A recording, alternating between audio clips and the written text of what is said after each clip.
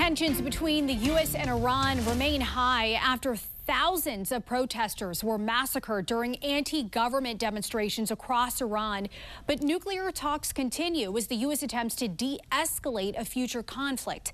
Let's go to Emma Withrow from the fact-check team. If we look at the timeline here, Emma, didn't their nuclear program start in like the 50s, around the same time that the U.S. launched the Atoms for Peace strategy? It all happened around the same time. Yeah, it's been happening for a long time now. It goes back decades. Like you said, according to a report published by the Congressional Research Service, Iran's nuclear program started in the 1950s, and then the United States started kind of getting concerned that Tehran might develop nuclear weapons in the mid-1970s.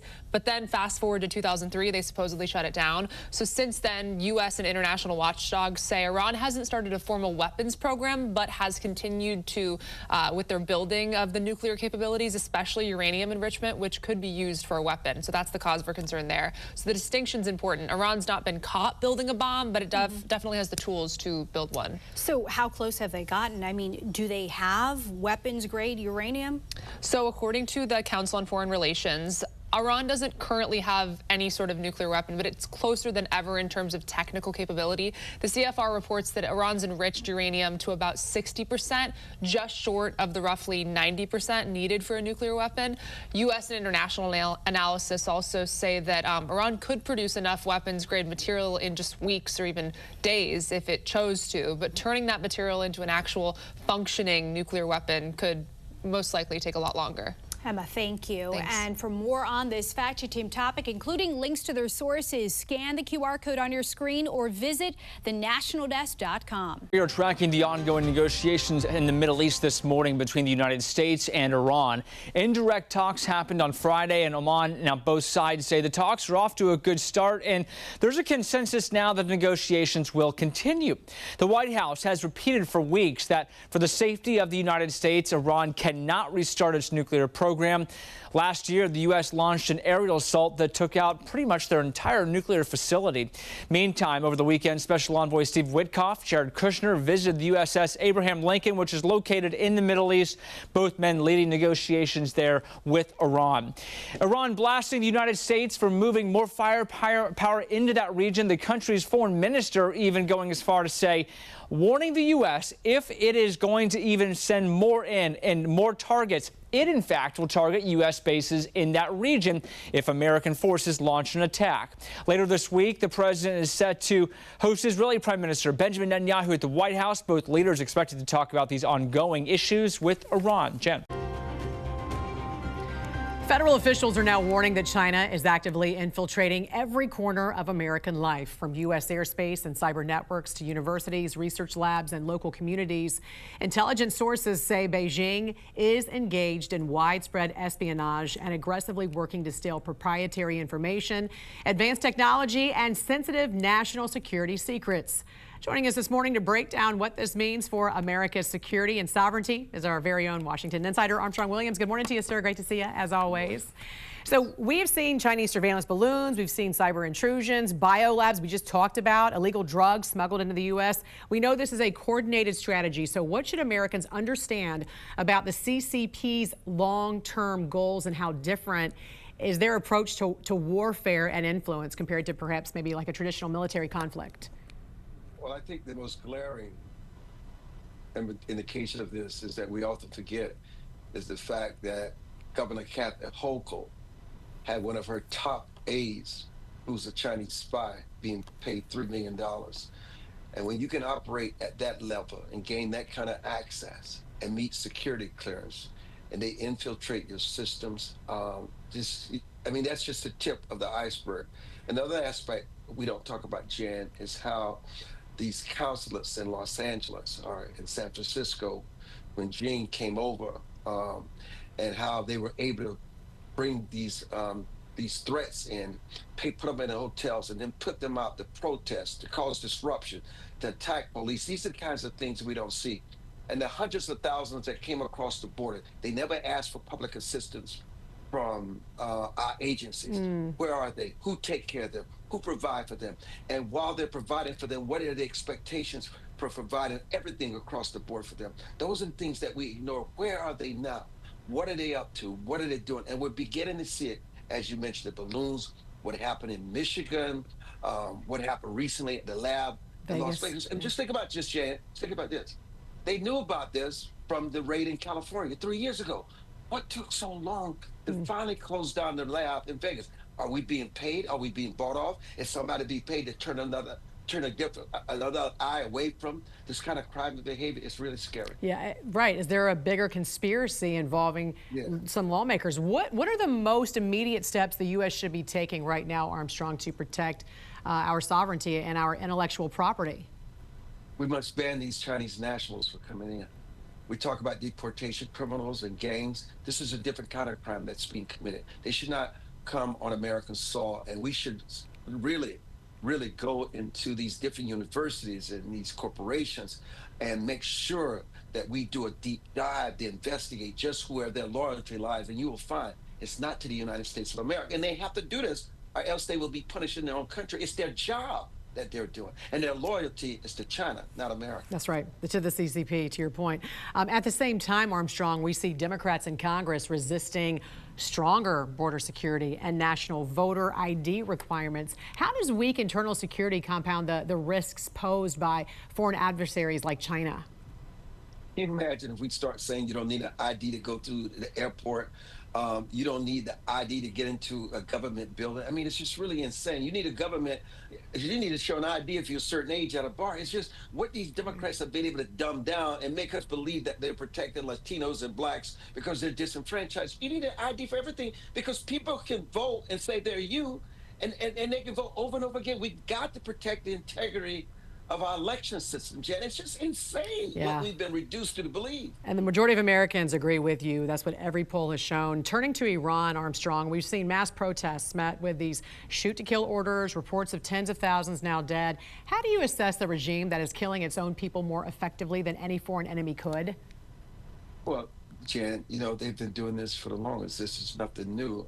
And our vice president is headed to the region now to try to come up with some kind of agreement on these nuclear arms race with Iran. Iran has announced that they're making progress, but they're also saying there's an imminent threat of war with the United States with this. Aircrafts flying over there, over airspace, Israel being involved. They're telling, even the American embassy has asked all Americans to get out of Iran immediately. What does that tell you?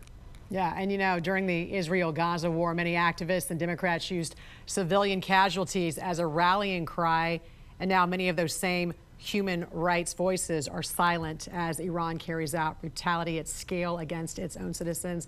Armstrong, great to talk to you this morning, as always. Hope you have a great week.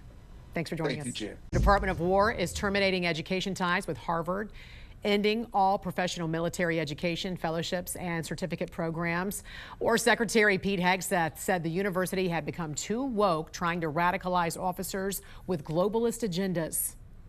Today, this university, with such a unique history, which receives billions of our federal tax dollars, is one of the red-hot centers of hate America activism. Why should the War Department support an environment that's destructive to our nation and the principles that the vast majority of Americans hold dear? The answer to that question is that we should not. And as a result, Hegseth also said the Army, Navy, and Air Force will evaluate any existing graduate programs for active duty service members at all universities in the coming weeks as well. Lawmakers are warning the U.S. is facing a new kind of threat from illegal labs in American neighborhoods and fake scientific research slipping into government programs. National News Desk's Angela Brown joins us right now to explain, and the CCP behind it all. This is terrifying. You're right, because you talk about these labs. They're in regular communities in people's neighborhoods like Las Vegas, and then you have this so-called could be fake science that could weave its way into our research here in America, and this is all driving new calls in Congress for stronger biosecurity safeguards. This story hits closer to home than you may think. We're not talking about threats overseas, but warnings from lawmakers about what could be inside your community or even inside the research we trust. It starts in Las Vegas, where a suspected illegal biolab was found. It wouldn't take much of these deadly pathogens to kill thousands of Americans. That's one reason why Senator Tom Cotton and Senator Amy Klobuchar are now pushing bipartisan legislation to tighten who can get access to dangerous biological materials and who they can give it to. That's why I've introduced legislation to try to put more controls in place to make sure that anyone who is dealing in these pathogens knows their end user and is only giving it to certified and responsible parties. Again, like our national labs, like our military, like research universities. But it's not just happening in neighborhoods. On Capitol Hill, Republicans on the House Science Committee say the U.S. could also be facing a threat from fake science. They sent letters to multiple agencies, including the U.S. Department of Energy, warning that China-linked paper mills may be pumping fraudulent studies into American academic journals, studies that could affect real taxpayer-funded research. Now, from the outside, these two incidents, they're not connected, but overall, when you look at the big picture, Republicans say together they highlight a larger problem, China's potential reach into American academic scientific information and also public health spaces. Yeah. I'm national correspondent Kayla Gaskins on Capitol Hill. The national debt is climbing at a staggering pace. A new congressional report shows the debt grows by more than $6 billion a day. The national debt continues ticking in the wrong direction, now on track to hit the $39 trillion mark by April 12th. New data from congressional Republicans shows the debt increases on average $6.43 billion per day.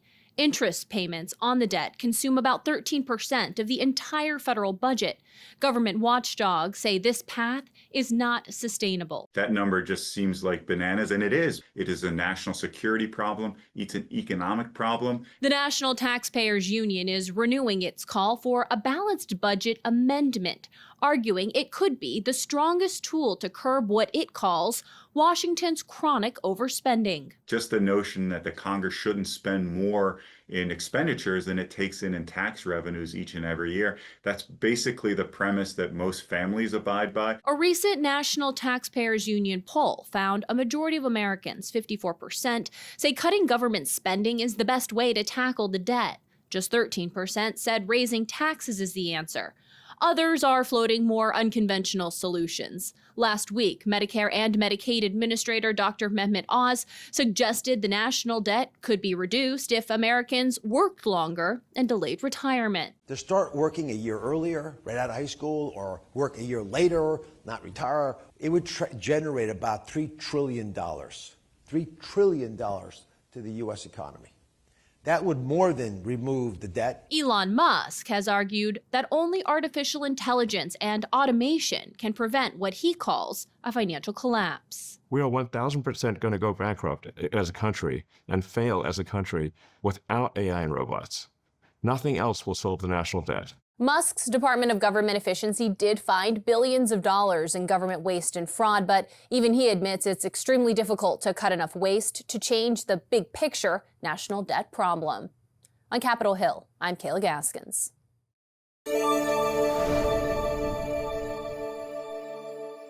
I'm Atra al-Nashar at the White House. Iranian officials are openly speculating about a potential conflict with the United States ahead of a meeting between President Trump and Israeli Prime Minister Benjamin Netanyahu. The new comments come as the U.S. and Iran are attempting to use diplomacy to resolve disagreements about Iran's nuclear program. The United States and Iran pursuing a peaceful route to settling tensions. Both, however, making it known they're not afraid of the alternative. We are men of diplomacy, but we are men of war, too.